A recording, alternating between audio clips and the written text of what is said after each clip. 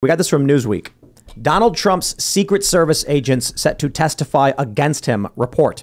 A number of Secret Service agents are set to testify as part of a federal investigation into Trump's handling of classified documents, Brett Baer said on Tuesday. The grand jury appearances are related to special counsel Jack Smith probe into the handling of classified documents at Mar-a-Lago. So, yes, what for those that are just tuning in or missed the last segment, what Charlie is saying is that actually, what is it? You said Georgia, Arizona, Wisconsin. That's it. Arizona, Wisconsin, and Georgia. With the four givens, which is Iowa, Ohio, North Carolina, Florida, which I feel comfortable all will be in the Republican category. It's looking very good for Donald Trump to win in 2024. Yes. Not only do we have the indictment in New York, but it looks like federally they're gearing up for some kind of indictment as well. And that one can be trickier for ballot access. The New York one will not prohibit from actually becoming a candidate. Being a convicted federal felon is an open question. Really? Yes. But I thought that wasn't the case. I thought the talking point was even if he gets charged federally. It depends on what you're tried with. If you're tried with insurrection. Well, they can't try him with insurrection. But the classified documents bar you from running for office. Correct. Yeah. Then how could Joe Biden run again? Well, because they won't charge him. Yeah. They're going to say they've already defended what he did and criticized what Trump did. It's ridiculous. But the insurrection one is interesting. I don't think they're going to charge. It's such a ridiculous claim. But just for a thought experiment, because that's what we're doing. That's what they try to get Marjorie Taylor Greene on in Georgia. And Madison Cawthorn? Correct, is because a lot of these southern states actually have criminal code provisions. You can't be on the ballot if you were charged with insurrection. It's a Civil War era law. War thing, yeah. Exactly. That's being misapplied. Or convicted of it, I believe. Yeah, that's right. Convicted, not charged with. You're correct. So what are the chances they try and charge Trump with the most minor of minor J6 related quote unquote insurrections? Like how they're getting people on trespassing, calling them insurrectionists. Right. What happens if they say misdemeanor, what do they call it? Menacing. What if they say menacing in relation to January 6th? It's unclear legally, but here's the greater concern. Remember that strange argument we had of whether or not California can tell you have to be on the ballot based on your tax returns? Yeah. Right. Democrat primary states are going to use these charges as a way for ballot access in these states that Trump would otherwise do very well in, like New York. What do you mean, how so? Don't be surprised if New York, you're going to find out if the Democrat Party wants Trump or does not want Trump to be the nominee very soon. And I think they do not want him to be because he brings out a different voter no one else can bring out. If the New York State Assembly gathers and they say, if you are charged with a felony, you're not allowed to be on a primary ballot in the state of New York. Now, what would that mean? Now, they might lose. It might be a silly argument. If they're successful, well, Trump would then not be able to even compete for the primary delegates for the Republican nomination in the state of New York. Interesting. Does that just mean don't even try? It means that he would, if they did that, then whoever the second place person would just be on the ballot, right? We're in DeSantis? Yeah, or whomever. He still hasn't announced. He hasn't announced, but he's probably going to run. But we're in speculation world here, and I think it's somewhat helpful because we're now building out kind of a universe of all the different dimensions of how they're attacking Trump. Contingencies. I actually think this is really healthy. It's kind of how a war room talks in the best possible way. But I'm going to just say it again. Arizona, Georgia, Wisconsin, it's less about messaging. It's less about the person. It's about the machinery. Not the Dominion machines, but ballot chasing. Yep. Or you have early voting. Agreed. Look at John Fetterman. John Fetterman is a United States Senator. Not because of his charisma. Yeah, I mean, and they again, say he's coming back to work April 17th. Yeah, the full force of John Fetterman. How could anyone watching any of this not be like WTF, mate? Yeah, I think it is that. In what world is a Democrat like, I'm totally fine with whatever it is with John Fetterman? And the level of cognitive dissonance with John Fetterman is insane. He's a walking brain dead Frankenstein who can't understand anything that is said to him. Libby, have a little empathy for the guy. You know, he look. I feel bad for him. I am saddened by his story. It was his dream. He wanted to make it to the Senate. He had a stroke. I wouldn't wish that on anybody. What we need to do right now is, in our heart of hearts, have empathy for this man and just let him vaguely represent the people of Pennsylvania. And take him out of this stressful position and give him comfort.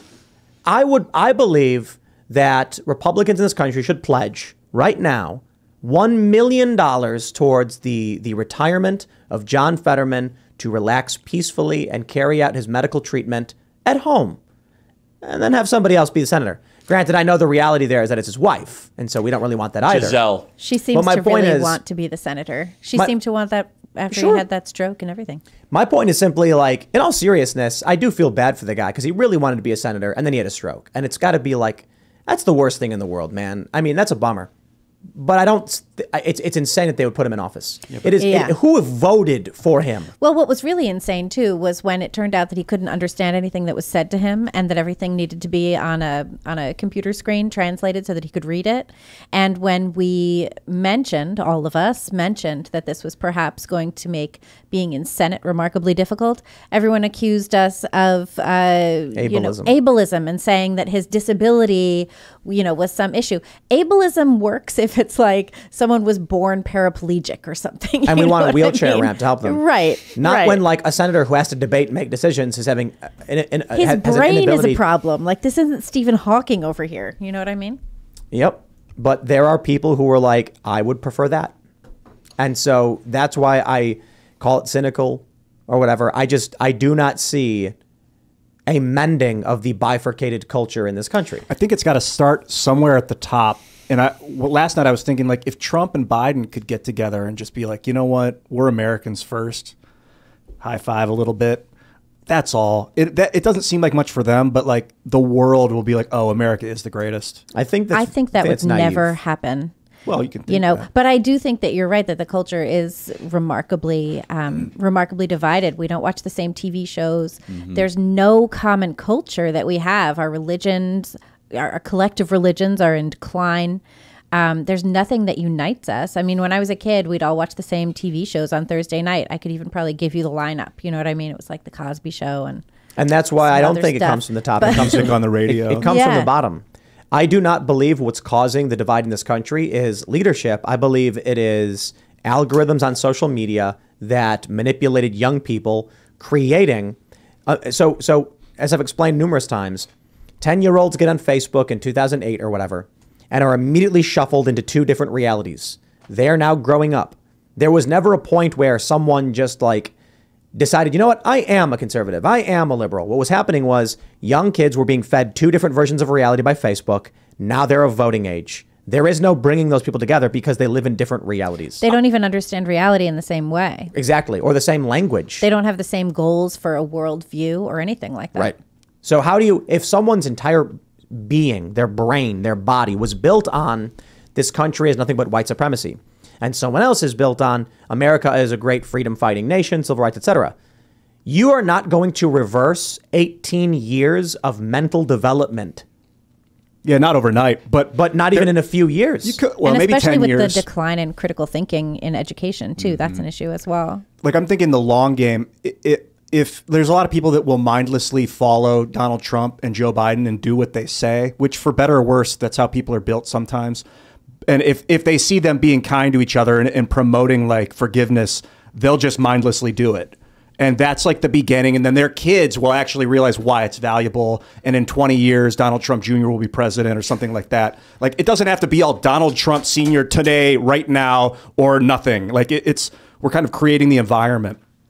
I never saw presidential campaign. I've never seen like candidates go at each other until 2016. I've never seen them hate each other until 2016. It was very out of character for the United States. You know, I think you're onto something with that too, because prior to that, it did seem like Republicans and Democrats at least had the same goals for the country. Right, you're right. Like blowing up kids overseas, funding the military-industrial complex. Exactly. They had the same goals. I'm with Tim on this. I think that I'm not saying they had good goals, but they at least had the same goals. Yeah, it was the uniparty. Yeah. Mm-hmm. So two thoughts on this, because we're having a conversation of how to heal the land. That's kind of the summary of what we just talked about here. The first is, I don't think Donald Trump caused the division. He revealed it.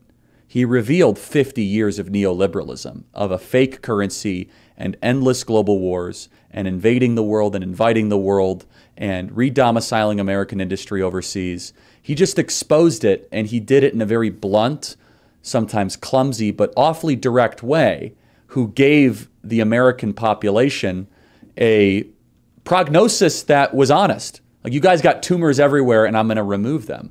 And then all of a sudden he's the problem for even mentioning that we have these tumors. And yeah, we are really divided. I think we've been divided for quite some time, and I think there's a couple reasons for that.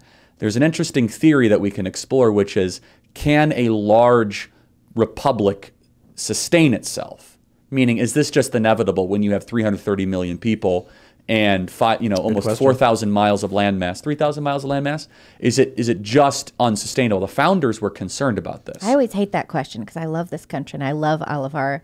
You love the size, and I love the whole thing. You're like Jefferson. You want to go from ocean to ocean, sea to shining sea, right? I do. And yet, Jefferson, being a completely walking contradiction, was the one that wrote in the Anti-Federalist Papers he was afraid that large Republican governments can't work. And then he bought Louisiana. And then he bought. So again, we're all walking contradictions in some sense, which should give you comfort that even our heroes were contradictions in some ways.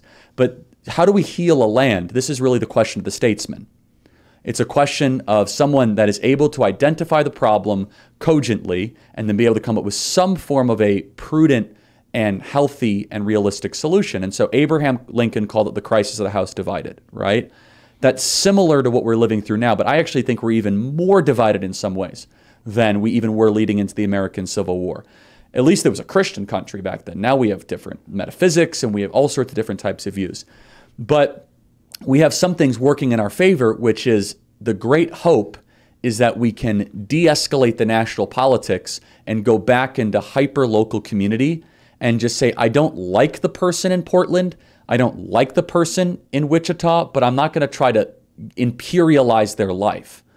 Until we get to that, the project is going to fall apart. Absolutely. I was thinking about the word democracy and how it comes from demos, which means the people. Yes. And it's basically... I hate the word democracy. Yeah, it allows the mob to make decisions for the whole. I'm not a fan of democracy. It's pretty brute. It's pretty kind of rudimentary. And if we could evolve into a technocratic republic where we have technology like apps where we can govern ourselves locally. I gave Charlie this look and he's like, hear me out, because we can always go back. If the power goes out, we're still a democratic republic. But we can upgrade and govern locally, because what you just mentioned is local governance. If we could somehow send our tax dollars around locally through a local app that's free software, you can watch the code, nothing's tracking it.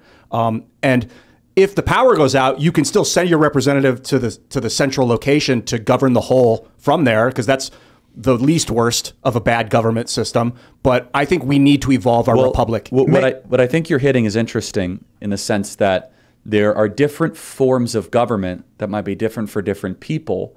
If you leave the federal government out of this equation, people can then have a structure that might better fit their values. The Amish are going to be a lot different than, the secular nihilists in Brooklyn. Where the American Republic has gone wrong is we have an imperialist government that is invading the communities and invading the lives with an ever urgent pattern of behavior that is telling people what to do. And that is really the incitement. And then the one symbol of that, Donald Trump, is being martyred. We also have a problem. I got to respond to what you were just saying, because while I do agree, we shouldn't just assume the founding fathers hit the nail on the head perfectly in every aspect. I think it was the best ever, but yes. I think it was the best even now. The structure and form of it, without a doubt, the best. And we could talk about why. I'd love to. But and I'll simplify it.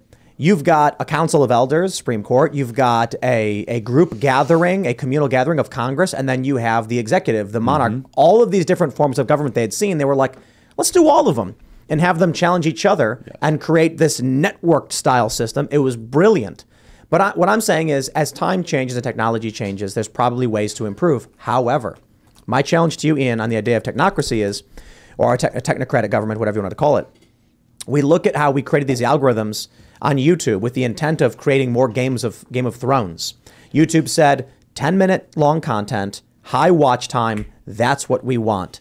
Instead of getting Game of Thrones, what we got were weird videos of Elsa being chased by the Joker and Spider-Man with no English, because more people could watch it if there was no language, because it crossed language barriers. It had multiple keyword generating figures in it.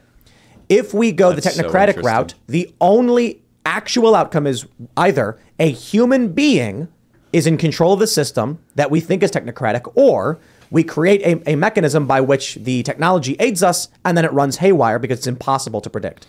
You could put in stopgaps like you need your face, your social security number to use the app. It's public data, so you can see who's posting what, and it's only local. someone would have to have supreme control over that system to correct errors and maintain the system. It would be open source, so the whole community would be policing the software. That seems like Wikipedia, like a total disaster. And right, what'll happen is you will then get 51% attack or whatever. It's going to be a networked system where Democrats are going to register a bunch of people. They're going to say, hey, download this app on your phone, which will then make, they're going to say, this is called swing vote. And if everyone signs up, we can control the system. I'm thinking more of something like Public Square, where you can, it's just resource distribution. I love Public Square. Yeah. So like a government app that's like open source free software that is resource distribution, local governments. And then someone gets in government and says, that Ian Crossland guy, take him off the app.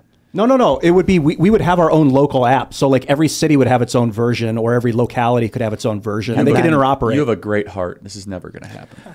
But I love the heart that you have for trying to build this. It's just the problem is the power of having an app that control all will be corrupted by a person. It's all going to get corrupt. Like the voting database has been corrupted. No, I agree. Yeah. It's just when you have power, it will corrupt absolutely, as Lord Acton would say. So we're looking for something that is the least corrupted of a corruptible system. Like nothing's incorruptible. Right. But if you think the technology will smooth out the inherent corruption in man, I don't think it does, so. because writing is a form of technology, and before it was just barbarism, and now we have organization and structure. But people still lie with their pen. True. Yeah, exactly. I imagine it was much worse before 3000 BC. Violence. I think there was just a lot. I mean, we keep. But the heart of man hasn't we keep changed. having The less raw and less material violence. You know, videos. Physical It helps you see yourself, so you can judge your own heart. Video, being able to watch yourself and see yourself speak, you immediately know what you're doing wrong. I hate watching myself. Yeah. That's the why, because you're seeing the faults. I don't think that's why. But I would challenge Ian, because I think there's a deeper philosophical point that I think Tim was hovering over. The reason why the Constitution and the Declaration are just as applicable today is because it's built on eternal truths, things that are always true. What is a human being? What is our purpose here generally? Are we naturally good? Are we naturally bad? I don't think a piece of technology, in fact, I think technology amplifies the worst aspects of human behavior. I think it certainly is right now. Here's a couple problems that I think that piece of tech we were just talking about won't solve, is that our republic had become out of control in that there's 700 representatives, 700 people, 600 people in Congress. 535. 350 million. So there's like 700,000 people are trying to be represented by one guy. Totally, you can barely, you represent yourself, essentially. So that's interesting. At first I was like, get rid of the House of Representatives, and people are like, no, that's too extreme. Mike Gravel, who was senator from Alaska, unfortunately has passed, because the man was amazing and I love him, created this idea of national initiative, creating a fourth branch of government, where we would set up a system where the American people can pass laws into Congress as well as the Republic. That's a terrible idea. Yeah, that's a democracy. terrible idea too. Well, it would be like, 50 representatives, one from each state, and they could come together, whenever convened. We don't need more laws. That's why. I'm not a more law guy. So, but having the monopoly of law in the hands of 700, 600 people but let me tell you how the founders thought it would be. Until the 17th Amendment, the state legislatures used to pick the senators. So that used to be your through line. 17th Amendment. Yeah, we went people, state reps, senator. Now you say, well, the people pick the senators, but now we know they're just pseudo celebrities and they raise a bunch of money, and these elections have become just corrupt, contests. But the founders' design, which I would love to repeal the 17th Amendment, I think that'd be amazing. Agreed. Right? Is now so all of a sudden senators are appointed? The senators would be appointed by the state. That's how it worked until Woodrow Wilson, 1917, I think it was passed. And it was way better, because then all of a sudden, you're right, one senator for 800, let's say one senator for 7 million people. No. You went to your state rep to complain about your senator, because they could recall the senator at a moment's notice. That was the original design. And your state senator, because there's many more of them, and they're at the local level. Precisely. And these senators at any time could be called for hearings or called for recall by the state legislature. You're not representing West Virginia. What are you doing? That actually does make a lot of sense, because we don't have a way to hold our senators accountable other than to just not vote for them. And they if can't they be have recalled. enough, So if get they this. have enough money If we backing, still had the 17th Amendment, Republicans would have 58 seats in the U.S. Senate. If we didn't have this. That's what I mean. If we got rid of I want to say something as to what Ian was bringing up with 775,000 people per representative. So there's something I refer to as the scaling problem that people who are fans of the show have heard me say a billion times, but for the sake of those who don't, please bear with me. If 100 celebrities were gifted a brand new iPhone Extreme, and 1% of those phones were defective, that's one celebrity going on Instagram saying, my phone's broken. Well, no one cares. They're going to be like, that sucks for you, bro. Like your phone broke. That happens. A phone broke? Let's say they give out 100 million phones with a 1% margin of error. Now you have 1 million people posting on social media about how their phone broke, and everyone's going, dude, what happened? All these phones are broken. Same margin of failure. Considering that, now consider politics. Alexandria Ocasio-Cortez represents 775,000 people. About 24 or 20% of her district are conservative. These people get zero representation, but 200 and some odd thousand people in that district can take over whatever they wanted. The amount of police that are in New York would not be enough, no matter what, if every single conservative individual said, no taxation without representation. We are not getting representation by Ocasio-Cortez. She rejects our values, so we reject her. Now you all of a sudden have 200,000 people marching through the streets of New York, and the police have no way to control that. Same percentage of dissent, but hundreds of thousands of people not getting any representation is cause for chaos and concern. Big time. So I'd like the idea of people representing themselves directly. I don't like I don't like direct democracy because the mob is dangerous. The mob is very dangerous. The collective is interesting. The collective can move together pretty well if they have good organization. That's interesting. I don't agree with that. You think collectives are not good? I think that collectives could be, as Madison wrote in I think the 51st or 54th Federalist, prone to madness. I think that's about right. The couple of times that I was involved in arts collectives, I wanted to tear my hair out and run screaming from the building, which eventually I did. He wrote specifically about the urban areas of America at the time, which have only gone worse. He said they have a proclivity to the insane and a posture to the word was beautifully poetically put, but he said that the mobs will descend into madness quickly. And I think that's true. I mean, for example, there's a great book by Douglas Murray called The Madness of Crowds.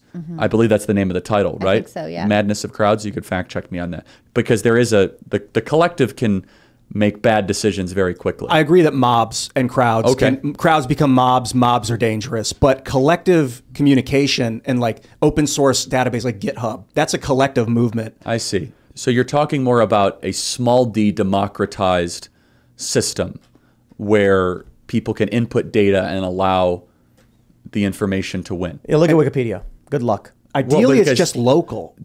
Ideally, you're right, but look at Wikipedia. It bends towards tyranny.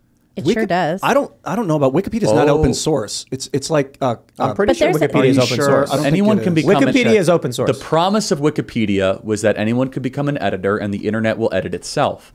The reality of Wikipedia is that only people in the club become editors and the people in charge can remove or edit anything they want. You read Tim Pool's Wikipedia, which I would not do, or mine. Mine's a horror show. Mine's actually not that bad. Okay, mine's a horror show. It's like a drive-by shooting. Weird. Now everyone's going to go look at it.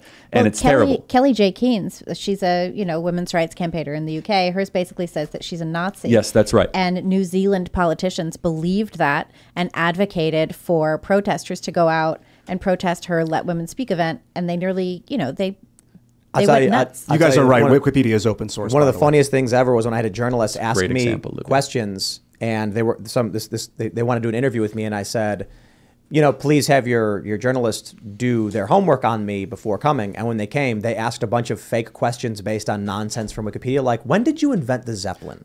Which is because the meme is for like 5-6 years, Wikipedia claimed that I built a Zeppelin, and I was like, I did not. Thing in the sky? I did not do this thing. Yeah, they claimed that I built a Zeppelin drone modification for aerial broadcasting, which I never did.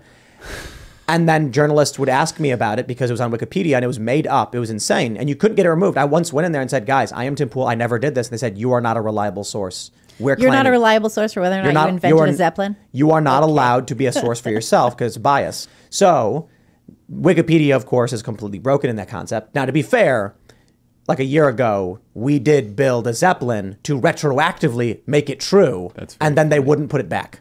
So there's a difference between open areas where you can go do stuff on and open source software code. So like you might have an open place where people can go and be, but you're patrolling it and policing it in a way that people don't like. But I think that that would be Wikipedia, for instance, is a place where people they or Reddit, sure, yeah. So, but if the code is available so that I could spin up my own Wikipedia tomorrow and I have my local Wikipedia, and this like, yo, this is what we believe in this area, man. I mean, this is just how we see the world. That, I think, is a lot better than trying to just focus all the data into one big open platform. And we could maybe do the same with government, because I feel right now Congress is Wikipedia. They're deciding what is getting passed into the Senate. They're deciding what's getting said no to. And it's too much control of information. That's an interesting question. We all agree Congress is broken. The question can be why. And I think there's multiple answers. The 17th Amendment, I think, solves the Senate question. There's other answers, I think, that are important. I think campaign finance absolutely plays a role. And I say that as a conservative. I think it's corroded American politics. The nationalization of politics is a big problem for us. And the example I like to give is when you'll see a local, someone running for Congress, the federal level, say, I'm going to clean this town up. Send me to D.C. And it's like, wait. You got nothing to do either. Yeah. Yeah. When we send you to D.C., you're going to talk about war and stuff and federal budgets representing our district. You're not going to clean this town up. You have nothing to do. That's a local rep. The only way to clean up the town is for them to get a bunch of money. And for them to get a bunch of money, they have to like fill. No, but like, let's say you have a congressman federal going grant to or something. Yeah, you have to pack a bill with pork for your district. That's how you. Yep. I guess that's what they do. That's what you do. What is it about the national initiative that you guys were turned off, or at first were you not interested in? Are you familiar? I brought it up earlier, Mike Gravel's idea to create a fourth branch of government. Well, first of all, we already have a fourth branch of government. That's the bureaucracies. And they're unchecked, unelected, and they do great damage. So this would be a fifth branch. The fourth branch is the DOJ, IRS, EPA. The permanent government. Someone told me the corporate media was the fourth branch earlier, Well, so maybe we have six branches. Seven, yeah, eight. But the media is what, the fourth estate? It was supposed to be keeping a check on power. Yeah. the fourth branch, to give, quote unquote, the power to the people, would only be duplicative of what the legislative branch and the executive, which are directly supposed to be direct sovereign to the people. So instead of creating a fourth branch of government where you could pass laws, why don't we restore the promise of small r Republican government, which is say the federal government should not be doing this, and you send it back to the states. One of the reasons why Congress is so broken is that they meet too often. Neoliberalism has empowered Washington, D.C. beyond our wildest imagination. And the original project, and this is why I think we're at in 2023, states created the federal government did not create the states. And we're in a place now where everybody thinks the federal government created the states, and that is not true. People also think the federal government gave us our rights, which is also not true. Correct. And so I don't want to get too far into the example because I haven't thoroughly read it or heard the arguments or counterpoints, but my initial reaction is that it's a bad idea. Restoring states' rights and putting power back to localities, I think, can de-escalate our tension, can de-radicalize our politics, can get us back to live and let live and leave me alone, and can hopefully restore liberty. I see no other path to salvation currently. I somewhat agree. I somewhat disagree. The challenge, I suppose, is what we saw with the Civil War, when you had the attempted expansion of slavery and you ended up with bleeding Kansas. So let's try and apply states' divisions to a modern era. If we have people tell me all the time, federalism is the answer. A weaker federal government, more power to the states. And it's like, okay, then someone from Texas will be in a relationship with a woman who will get pregnant. She will get mad 8 months in and say, I'm going to flee to Colorado to terminate the life of this baby. The guy in Texas is going to be like, that's illegal under Texas law. And she'll say, then I'll go to Colorado and you can't stop me. Now you're going to have a question of, what do either state do? Colorado will say the woman can terminate the baby at 8.5 months. And Texas will be like, that's kidnapping and murder. Is Texas going to send troops into Colorado to save the life of this man's son because his woman wants an abortion? There's all sorts of Democrats crazy... will view that as insane. That the woman can get an abortion if she wants, no matter what age the baby is. We're already there. We're already at Yeah. Well, exactly. That crisis is looming right now. That's what I'm saying. So the federal government being stronger and preventing extra, there's no, what I'm trying to say is I don't see a solution. Let's imagine a strong federal government takes the woman from Colorado and says, you can't kill the baby. You're right. Texas resident. Texas law says this. This is kidnapping, and brings her back. Now the left goes insane saying women are being forced to give birth. Let's say the federal government stops Texas and says the woman is free to live where she wants and she's getting abortion. Let's say there's no federal government. You're going to get a dude. Let's step outside the abortion debate. And let's talk about the trans kids thing. Mm-hmm. Which is for real in California. And let's say a man and a wife have a kid. Mm-hmm. She decides the kid is trans and takes him to California without the man's permission. And the federal government says we will not get involved.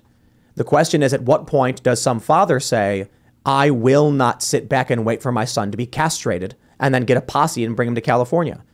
Like, the conflict will happen with people fleeing other states in this way. Thanks for watching this clip from the Timcast IRL podcast. Hang out with us live Monday through Friday at 8 p.m. and become a member over at timcast.com for uncensored, members-only shows exclusive. Thanks for hanging out, and we'll see you all next time.